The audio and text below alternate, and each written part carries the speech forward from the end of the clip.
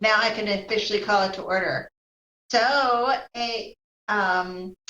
we'll ask Newbie to start by calling the roll call, please. Okay. Commissioner Dawson? Commissioner Guerra? Here. Commissioner Kim? Commissioner Olson? Here. Commissioner Singh? Here.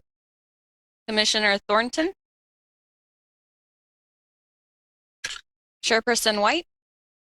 Here. Alternate Commission Member Thomas? Here. We have a quorum. All right. And a visitor, it sounds like they're in the background. Yay, audience for our meeting. So just to remind everybody, the commission meeting is conducted via teleconference pursuant to Government Code Section 5495-3, and on October 20th, 2021, the City Council adopted Resolution 2080, confirming that a statewide state of emergency continues to exist because of the COVID-19 pandemic. All Yolo County, the Yolo County Public Health Officer continues to recommend measures to promote social distancing. The council and city staff shall take all actions required by that section to protect the public access and right to comment. Members of the public are asked to watch live stream. The link is in the agenda, or via wave cable on channel 20. And hopefully anyone who had a comment submitted that comment by 5 p.m. today so that we can include them in the record of the meeting. If you would like to make a verbal comment during the meeting or join the meeting using the Zoom link or the phone number, then during the public comment during item 1A and prior to the first consent item, I will announce the public comment period. If you'd like to make a comment, do one of the following. Press raise hand button on Zoom, or by phone, press *9. When it's your turn, the chair or clerk will call you by name and phone number, and the city staff will unmute your microphone. You'll have 3 minutes to speak, and once your public comment is ended, your microphone will be muted again. And so with that, Madam Clerk, we did have one more commissioner join our meeting. Okay. Let me do a roll call for him. Commissioner Kim? Here. Thank you. And we are now at item 1A. Did we have any comments from the community? There were no comments from the public for this meeting. All right, let's move on to item number 2, and that is the approval of our minutes from our last meeting. So I will need a motion and a second, and make sure you say your name for the people who might be listening on the phone. Commissioner Kim, motion to approve the minutes.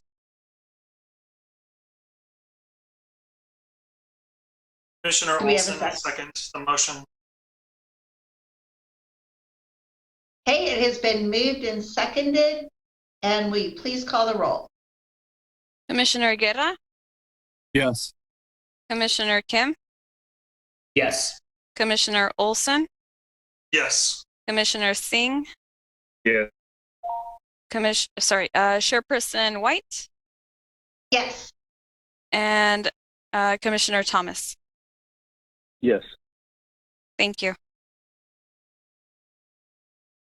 Great, and we're quickly moving on to item number 3, which is the time and date for our meetings for the remainder of the year. And this is something that we need to move in second and I'll vote on. And the dates have been attached to the meeting agenda. And city staff, as I understand, did make sure that this didn't have any conflicts with other dates. That is correct.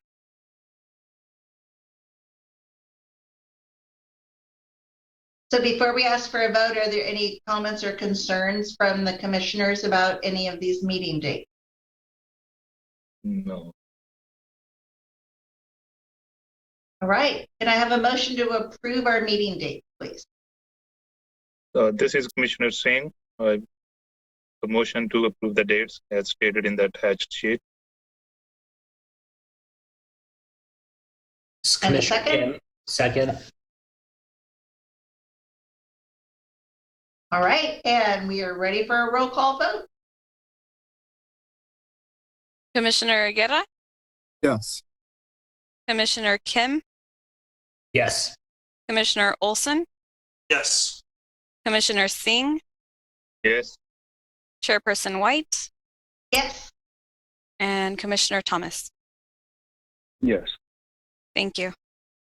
Excellent. With that, our meeting dates for the rest of the year are set. I encourage everybody to block it off on your calendar now so that you remember which days that we're meeting as the year rolls forward.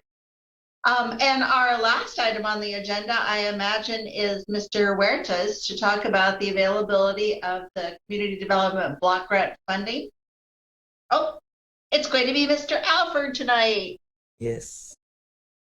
I'll be presenting tonight. One sec.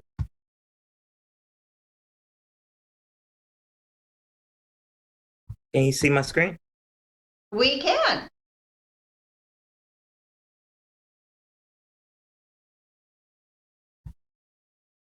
Okay. Good evening, Chairperson White and members of the Commission. My name is Isaiah Alford, and I'm the Community Investment Specialist in the Economic Development and Housing Department.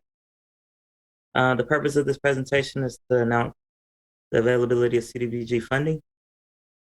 After the presentation, staff requests that the Commission open a public hearing to take any comments, and upon closing the public hearing, staff requests the Commission to provide comments regarding goals for the CDBG 2022 funding. So in 2016, the City of West Sacramento became an entitlement jurisdiction, which enabled the city to receive funding directly from the U.S. Department of Housing and Urban Development. A requirement of the CDBG program is to develop a consolidated plan which must occur every 5 years. The 5-year consolidated plan must examine the needs of low-income persons and neighborhoods. CDBG funds must be used to address one of 3 national objectives. And the city must develop an annual action plan which allocates CDBG funds for activities to achieve the goals of the 5-year consolidated plan. The first national objective benefits low and moderate income households. The second is the prevention or elimination of slums and blight. The third national objective is an urgent need, which is something unexpected, such as a tornado or a flood. And it is important to note that 70% of the jurisdiction's allocation must be used to benefit low to moderate income individuals.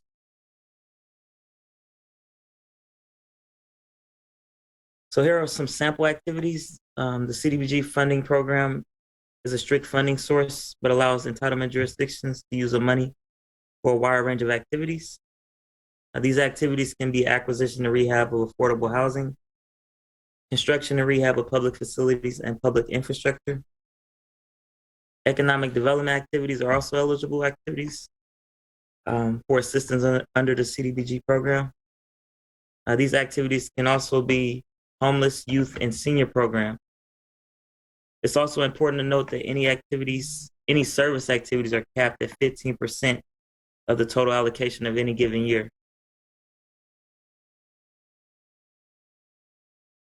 The 2021 to 2025 consolidated plan was approved by City Council in April 2021. Goal number 1 addresses homelessness, which has been a key focus of the council's strategic plan over the past 5 years. Goal number 2 addresses homelessness as well by creating housing opportunities. Goal number 3 is to provide infrastructure improvements in neighborhoods suffering from disinvestment. Goal number 4 is to provide fair housing education and counseling services to low and moderate income residents and landlords. Goal number 5 is to support small businesses by strengthening economic opportunities for small businesses and employment.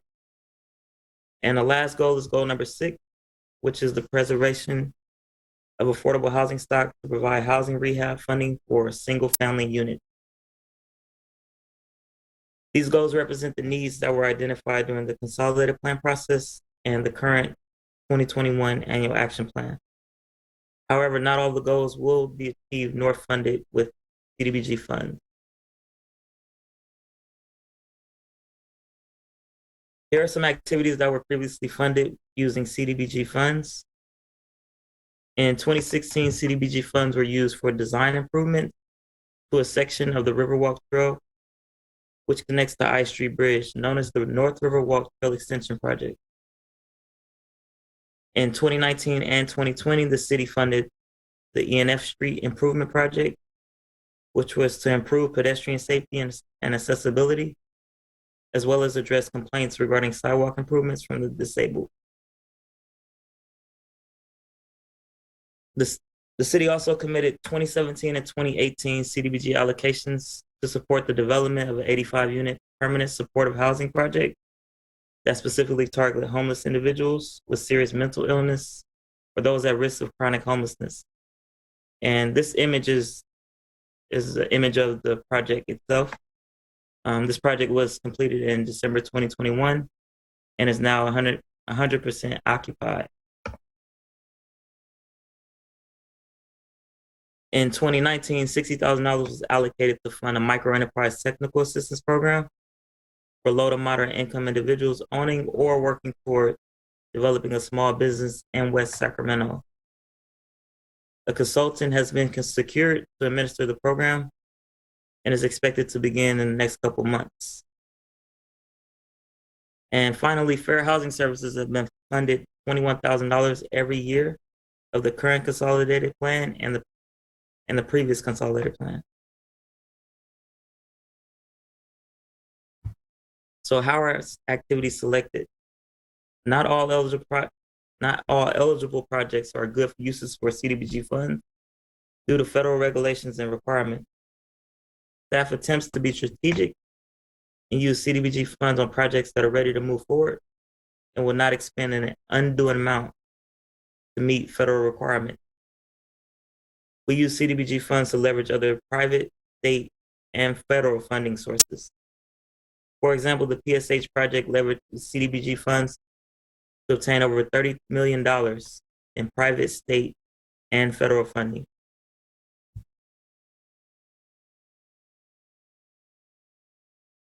So here are some estimates of our allocation amounts. HUD has not yet announced the CDBG allocations for the 2022 year, but the city will receive an amount similar to the previous year's allocations of $502,000, I always say this number wrong, $502,540, which was the 2021 annual action plan. So here's a schedule that we have incorporated with the 2022 annual action plan. The first steps of the 2022 annual action plan are sole presentations before the EDH Commission and the Parks Commission. With any recommendations received from both commissions, staff will formulate the 2022 annual action plan draft and make it available for a 30-day public comment period. Staff plans on presenting before the City Council to receive comments on the annual action plan. And then we plan on returning back to City Council with the final draft of the annual action plan.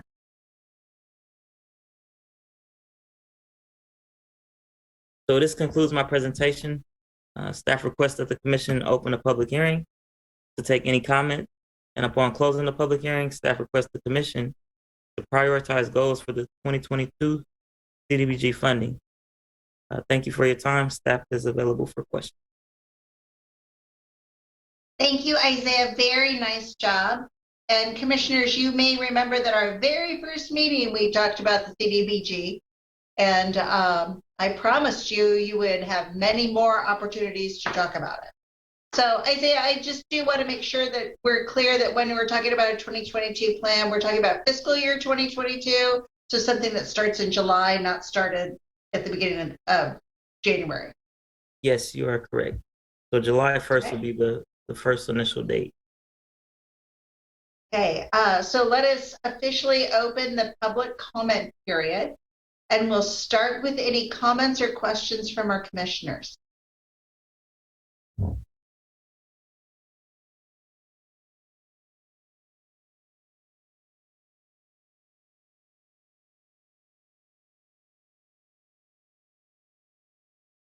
Hearing none, and you're welcome to speak up at any time. Do we have any comments or questions from the public?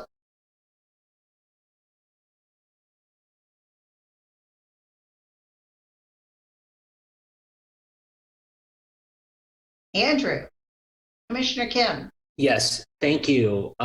Thank you, staff, for everybody for this great presentation, for your work on this very important grant funding. I guess my question is there like a project and or a priority that didn't make the cut for the 433,000 that if there was more funding that you would have liked to consider, and maybe something that could be, considered in the future?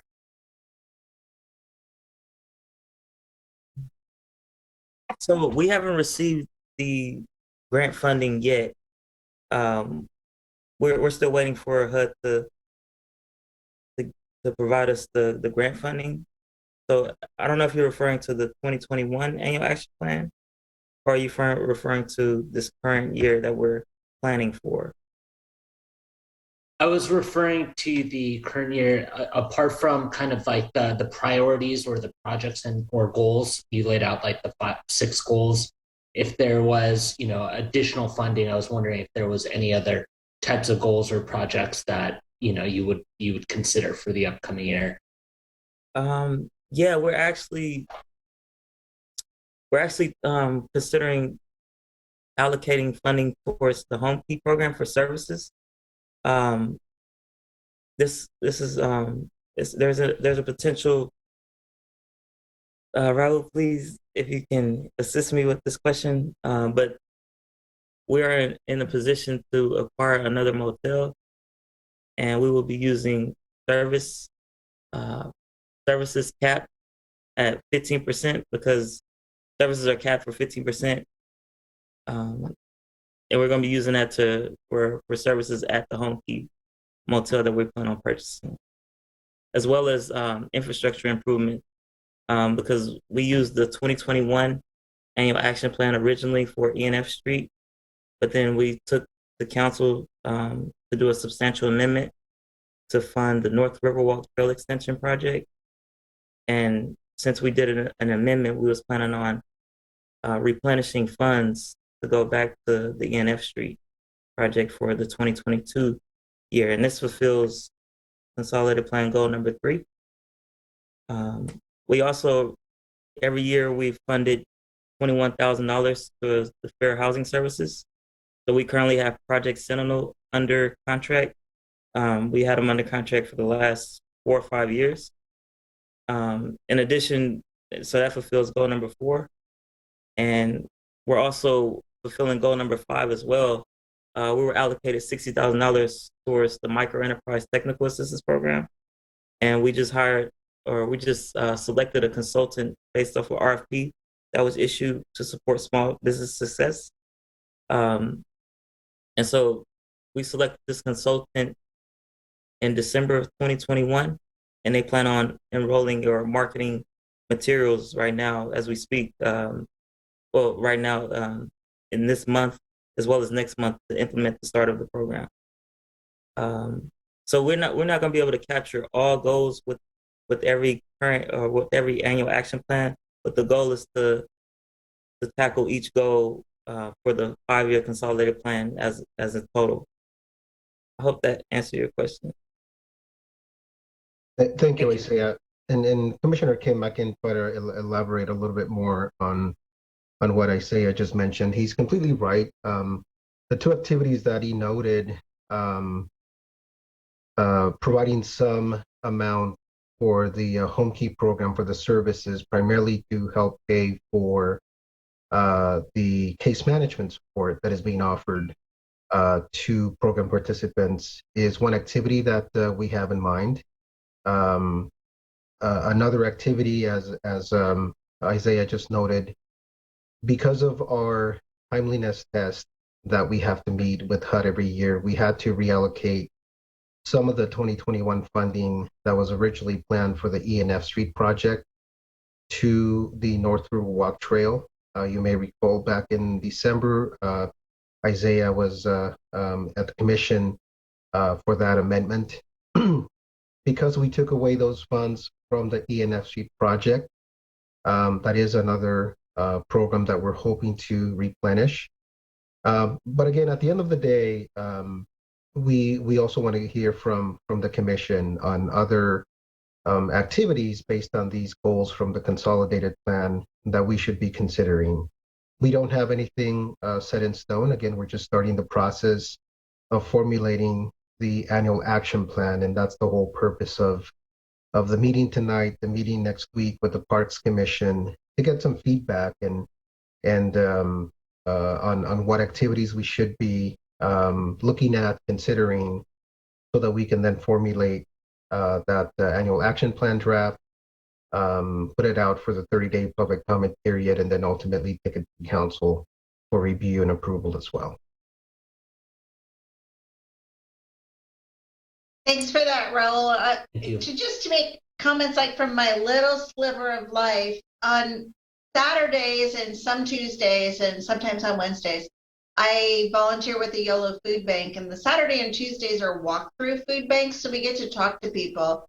And I've gotten to meet and get to know a little bit a number of the folks that are living at the roadway at the Project Home Key, and what a huge difference that makes in their life. When we talk to the people who are at Home Key and some of the people who are living at the other hotels, just the knowledge that they are not going to have to pack everything up and move when they run out of money is huge. And now some of those folks have moved into Mercy Housing, and just talk about what a blessing it is for them. And so I really support the continuation and growth of those two tools, because I get to see what difference that it makes. I would also say, from the prospect of just looking at food bank folks, we have an awful lot of elderly people who walk to the food bank using walkers and scooters. And I really do support making more of our sidewalk friendlier for people who have mobility issues. You know, sometimes when we hear about sidewalks and bike lanes, we just think about able-bodied people who are walking, and not some of our wonderful guests at the food bank who are piled high with food and have 50 pounds of food hanging from their walker and then walking 6 blocks home. So those are my comments. Thank you very much. I think those are very good observations, and you know, the ENF Street activity is exactly what that is. As the commission probably remembers, that block has no sidewalk at all. So that is what the project is for, is to build ADA accessible sidewalks with lighting to make those 2 blocks accessible, especially because they are adjacent to 3 affordable housing developments. So it is not only serving that low-income neighborhood, but directly serving Washington Courtyard, Westwood Vistas, and the Housing Authority project, which name I can't remember now. But there are 3 affordable housing developments right adjacent to that ENF Street project. So thank you. We appreciate those comments.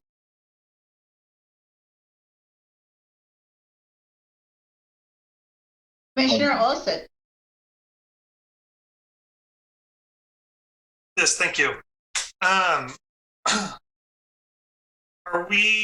steps been taken to be able to have the plan approved by the National Environmental Policy Act and CEQA as well? Isn't that where it got kind of derailed last year? Correct. So that process does not begin until we actually select an activity, but you're completely right. Any activity that is funded by CDBG has to go through the NEPA process, and more than likely CEQA as well. But you're right. Depending on the type of activity, you know, we have to do some level of NEPA review. Some activities are a lot easier, like you know, services for the Home Key program would be a fairly easy NEPA, because you know, we're providing services. A project like ENF Street that involves excavation, construction is going to be a lot more complicated because you have to go through SHPO review, you have to go through tribal consultations, and that ultimately is what usually delays some of these projects because you do have to go through all of that. Right now, we haven't done any of the NEPA because until we select the activities, then we start that process. But ultimately, we will have to comply for every activity with both CEQA and NEPA. Is it realistically possible with this project to have all the environmental stuff approved in the amount of time given? And by this project, are you referring to the ENF Street? Yeah. Well, we went over so much of it last year, and Correct. when we were going through. So this, we actually, and then it got derailed. So right. I'm just wondering if there's any steps that have been taken so it doesn't happen again, if this is the project that's chosen. Yeah, so we are currently, or I should say, our capital project and transportation staff, along with a consultant, has been actively working with the tribe on an agreement, a monitoring agreement. And ultimately, there has been some, disagreements as to what level of monitoring has to happen or needs to happen. But that has been going on, and we actually met with the capital projects and transportation staff this morning, and that process is moving along. It's certainly moving a lot slower than what we had hoped, but there is no. So we know that we will be able to enter into an agreement. We just have to, comply with the level of monitoring that the tribe is required. But yeah, they have been working on that since we took the item to the commission and the council to transfer some of those money. But until that agreement is finalized, we won't be able to move forward with that project. Now, as Isaiah mentioned, these monies will not come in until July 1st at the earliest. So our hope is that by then all of this will be completed and NEPA will have been finalized within the next month or so. Okay. And is it likely that this is going to end up being the plan, is to do the ENF Street? That's one of the proposals that we are thinking of. Again, but we're open to hearing other recommendations from this commission and the Parks Commission and the public. But because we did have to remove some of that initial funding from ENF Street, that is one of the items that we are certainly going to be considering and is at the top of the list to fund for 2022. Thank you.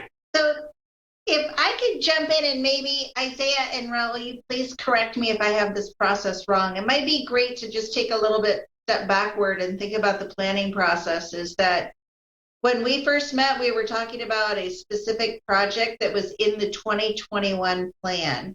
And we have this 5-year plan that you can see up here. Well, every year they have to come back and say, when we get the money rained down on us, this is how we're going to divide it into buckets. And they don't know right now if they're going to get $500,000, $20, $12 million. So they're just kind of aligning the bucket. And once we know how much money is coming in, we'll see this again, and we'll see this is how we would, you all approve these buckets, and this is how we want to spend the money in each bucket. So it is a little strange of a planning process, is that we've already seen projects, but now we're trying to pretend there's not projects. We're just trying to decide on bucket. And I will tell you, in previous plans, when Dan and I were commissioners, one of the things that we had recommended was the supportive services for homelessness, which is further down on the list. And that was one of the things that our commission really pushed forward, is let's make that a higher priority. So this is your opportunity to say, we don't want to do one of these buckets. We think this is missing a bucket, what other things, how would you see this going on? Should it be more important that we're supporting small businesses than improving infrastructure? And that doesn't mean we're telling them what to do, but we are the voice of our friends and neighbors in how we think this money should be spent when it comes. Thank you, Commissioner White, and that's exactly what the purpose of this presentation is to get some idea from the commission on. You have these 6 goals in front of you that were approved for our 5-year consolidated plan. So every year we have to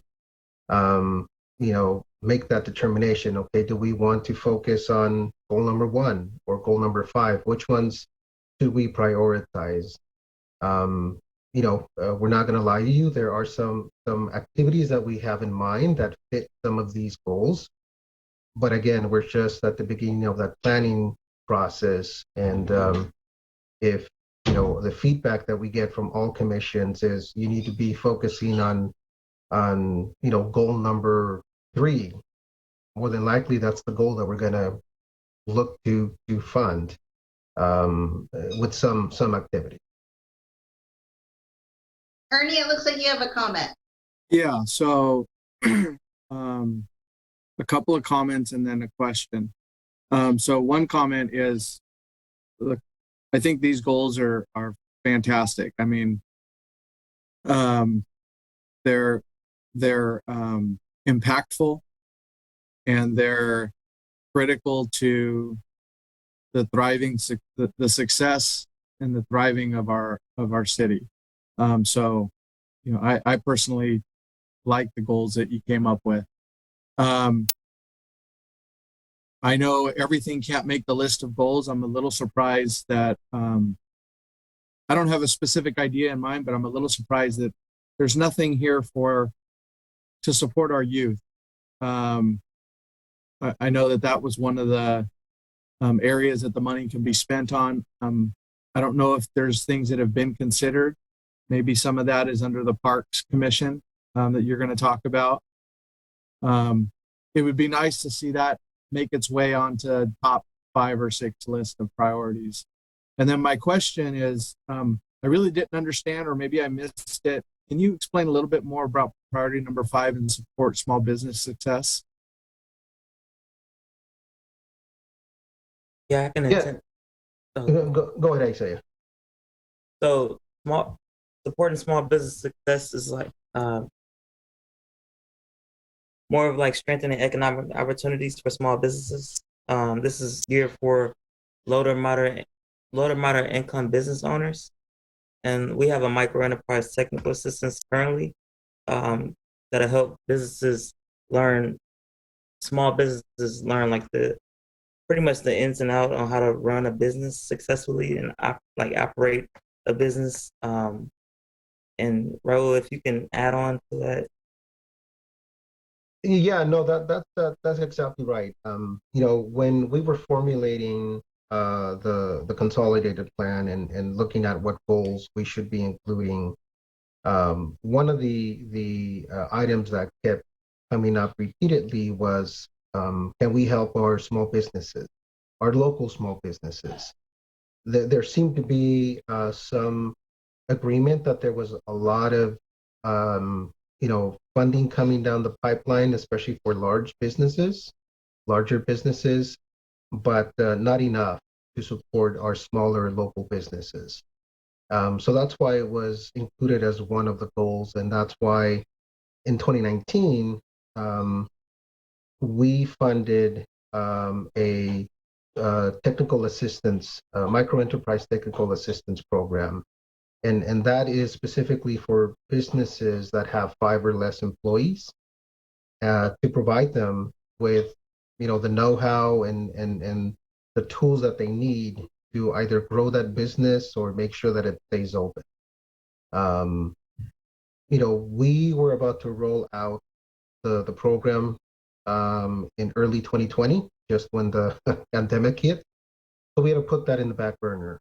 And last year, we decided that it was time to roll out the program. We solicited for a consultant to help us administer it, and we have somebody under contract now, the California Hispanic Chamber of Commerce. And as Isaiah noted, they will likely be rolling out the program in the next month or two at the latest. We were hoping to roll it out this month, but given the upsurge in COVID cases and where we are right now, we felt that it may be better to wait a few more weeks before we roll out the program. But ultimately, it's activities like those that are going to help those small businesses in the city to thrive. The activity, again, that we've already funded is just for technical assistance. But we could do in the future, for example, matching grant to some of those small businesses. If somebody needs to upgrade their equipment or buy some office supplies, things of that nature. Those are the types of activities that could be funded under this goal number 5. Thank you. One more question. Can somebody remind me the money that we earmark for certain projects has to be spent in that year, or is it a 2-year period, or is it a 5-year period? I can't remember. So we have a timeliness test. HUD requires a timeliness test for entitlement jurisdictions to spend the money within the fiscal year by May 1st of every year. And they have it's a set formula. You have to spend, I think, 1.5 times the current year allocation to meet that goal. So that's pretty much the main reason why we did a substantial amendment to the 2021 annual action plan, so we could reach this timeliness test that occurs May 1st. Right. So yes, on a year-to-year basis. Thank you. JP, I keep seeing your microphone you come off mute, so I assume you have a question. Yeah, thanks, staff, for the presentation. Thanks, Tajia. I have a question that, let's say we have some plan for meeting one of these 6 goals that need a timeline for the year 2024-25. Are we working on some approvals or environmental something, so we don't come in the time crunch if we want to spend this money on a particular project or particular goal that have one of the 6? Thank you, Commissioner Singh. I can try to answer that question. So as Isaiah just mentioned, the CDBG has that annual timeliness test. So the test itself is not project specific, but it is the money that you have available to you. You can't have more than 1.5 your most current allocation, say, in the bank, to fund the activities that you have approved for your CDBG funds. But as we approve all the activities, we have to immediately start working on the NEPA, the environmental reviews, primarily, because that's typically what delays a lot of these projects, especially because we have been funding quite a bit of capital improvement projects in the past. And obviously, we can't begin construction of any project and spend money until those environmental assessments are complete. So we do have to try to plan and have an idea of how long that environmental review is going to take us, so that we can then plan on doing any type of procurement that we have to do, either for consultants or for contractors or for equipment, so that then ultimately we can begin the activity. So yeah, there is that planning that has to take place, and when we look at a specific activity, we have to sit with our colleagues who are going to be managing the program, if it's not going to be us managing it, just like, say, the E&F Street project or the North Riverwalk Trail project that is actually being managed by our capital projects and transportation staff. We have to sit with them and map out a timeline of when we think the NEPA is going to be completed, when we're going to be going out to bid, and when construction will actually begin, so that we don't run into these issues of having too much unspent money and then getting a naughty letter from CDBG and HUD. So you're right, there does have to be all of that planning ahead of time once an activity is selected. So on that line, if we have a activity selected, for example, E&F street improvements, and then we move the funds for the trail. So how hard that is that it goes through the council and we can do it, or how harshly housing department monitor that or take a serious view that you're shifting money from one project to another project? Yeah, so the process is, it takes some time. So as you recall, Isaiah was at the commission in December as the first process of the amendment to that annual action plan. So we have to go to our commission, our housing commission, and then we have to make that amendment available for a 30-day period for the public to comment. Once that 30-day public period is over, then we can go to the council to get their formal approval to make any shifts in the money and the activities that we have funded. So it's going to take at least a 2-month period for any amendment to take place. And when we have to move money around like that and fund a different activity than what we originally approved, it's going to take some time. So we try to be careful that we don't have to do that too often, because the clock is ticking once we get those funds, so that we can spend them as fast and efficiently as possible. So it's a timeline that we got to be careful about, but otherwise, if you follow the process, housing department doesn't have a problem with that as long as we take the process that's specified. Okay. Correct. Yeah. Right. It's a formal process that we have to follow. Yeah. And Isaiah, this is a good opportunity for you to go back to that slide that has the timetable on it. Absolutely. Right there. So this is where we are in this part of the timetable, is that we are the group that says, yes, we like what you've done so far, go out and get more public comment on it. And you can see how much time there is in this and how many opportunities there are for other groups to weigh in. And then when they submit that plan, then we'll hear again from Raul and Isaiah. I don't know if it's later in this year, like in the fall, on exactly how they want to spend the money.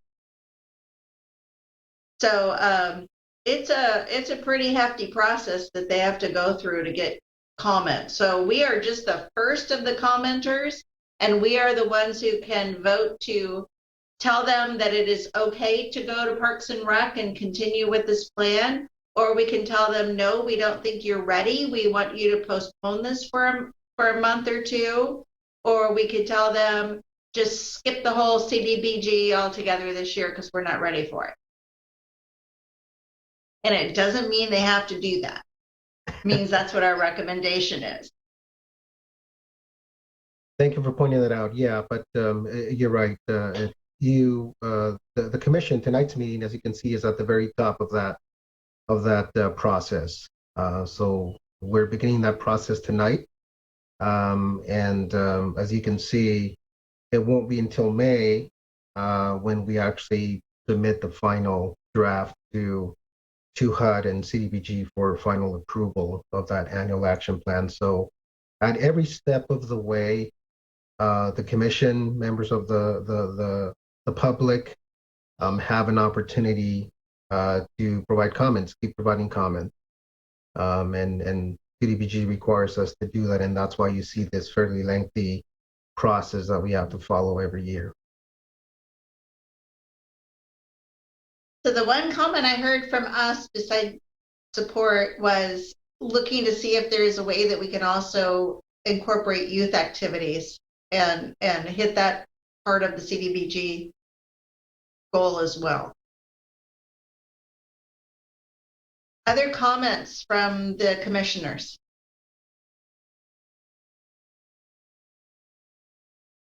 Hearing none, we need a motion that would authorize the city staff to open the public hearing process for the annual action plan. Commissioner White, I think the recommendation is actually to hold a public hearing and then close it. And once it's closed, Oh, I forgot to close the public hearing. Okay, thank you, then thank you. we'll take obviously note of all of the comments and recommendations that the commission provides. Okay, with no further comments, then we will close the public hearing. And now we can take a motion for them to start the public hearing process. Commissioner Olson, I move to start the public hearing process, or I move for this to move on to the next step. Commissioner Kim, second. And Madam Clerk, will you call the roll, please? Yes. Kim, Yes. Commissioner Olson, Yes. Commissioner Singh, Yes. Chairperson White, Yes. Commissioner Thomas. Yes. Thank you. All right, the motion passes. And thank you, Isaiah, for your great presentation. And now you can be excused and go have dinner. Thank you. And we're moving on to our last item, number 5, which is our general administration function. So we start with requests and comments from the commissioners.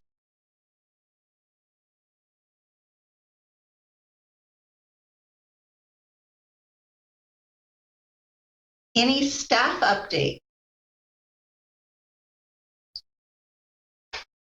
Yeah, good evening again, Commissioner White, Chairperson White, I'm sorry. Just a couple of quick ones. Isaiah mentioned this during his presentation, but I did want to just highlight it again.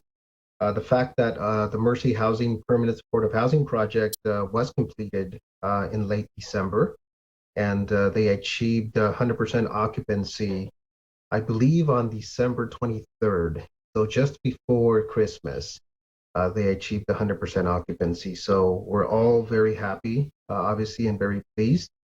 I can tell you that over 60%, and I believe the number is closer to 70%, of all of the project tenants came from our Home Key program or Project Room Key sites here in West Sacramento. So it was a very great effort and asserted effort from our homeless services coordinator and the case managers from Yolo County Children's Alliance to get a lot of those Home Key program participants ready to be eligible for to move into the permanent supportive housing project. So I would agree with your comment, Chairperson White, that our Home Key program, I think by any measure, has been a great success. It's been a challenge, and I can tell you that the staff on site, the case managers, our homeless coordinator, Mark Sawyer, Taylor Nelson, who is the division head for the Community Outreach and Support Division. The work that they have done has been extraordinary, and obviously working with the homeless population is not easy. It's very challenging, but the constant comment that I keep hearing is that having the Home Key program has allowed them to really focus on individuals and work with them to make sure that they follow through on just basic things, just getting IDs, getting qualified for SSI, for Social Security, getting birth certificates. We don't often think about those basic things, but if they've been out on the street for months, sometimes even years, they need that level of assistance. They need help with transportation, getting them to appointments. So having that group in one location has been very beneficial because then they can focus on that, and the program participants can also focus on following through. You know, when they're out in the street, their main focus is going to be, you know, where am I going to sleep tonight, or how am I going to eat?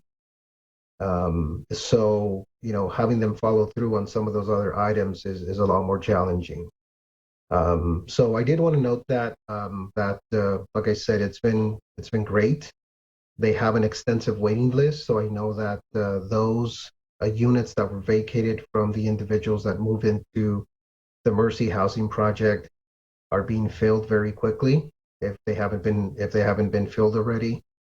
So there continues to be a large demand, but and there continues to be a need for other permanent supportive housing projects. But they will be working obviously very hard with the program participants at the Roadway Inn and at the other home key sites to find them other permanent housing alternatives, because the program is meant to be interim housing, not long-term housing like the Mercy Housing Project, which is meant to be permanent housing. So anyway, just wanted to mention that, and again, everybody was very pleased and happy that the project, you know, was able to be completed and achieve occupancy before the end of the year. Got delayed by a few months because of many issues related to COVID and delays in materials and equipment, but it got completed. And the only other update is the fact that the City Council will hold their council retreat on February 10th and 11th. So that's the time when they work on the city's strategic plan and some of the other items that they want to focus for the coming year, among other things, obviously. And other than that, I don't have any other up. Thank you. Thank you. As usual, since I have the microphone, I have two kind of general purpose updates. The first is the WESAC Foundation, for which JP and I sit on the board, will open its grant program on Friday. So please let people know that 501c3 nonprofit, grants up to $2,000. We got a very generous donation from a business this year that has enabled us to pump a little bit more money in that grant program. And that is at westsacgives.org. The other is, in my role of grant coordinator for the foundation, Communicare, who operates the Salute Clinic over on Jefferson Boulevard, reached out and said that they need volunteers. So if you need someone, if you know somebody who is looking for a volunteer opportunity, they're very short-handed and they would certainly appreciate the help. So that will be going out of my email to everybody about the grant. What was the second place? You said there was volunteer opportunities. It's Communicare, which is this. They operate the Salute Clinic. They're on Jefferson Boulevard, kind of across the street from Raley's.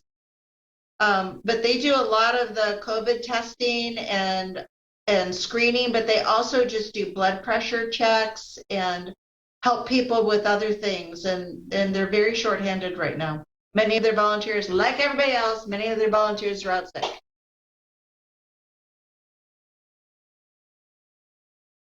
So, any other updates from any other commissioner? Anybody else want to share? It's not just me. All right, with that, I need a motion to adjourn.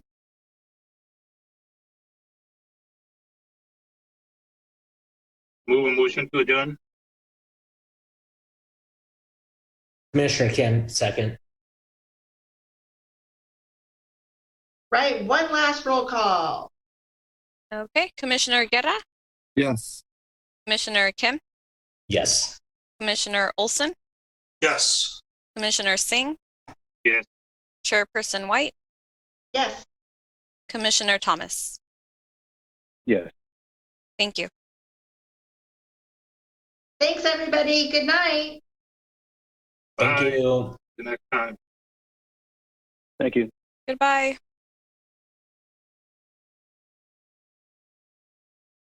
Record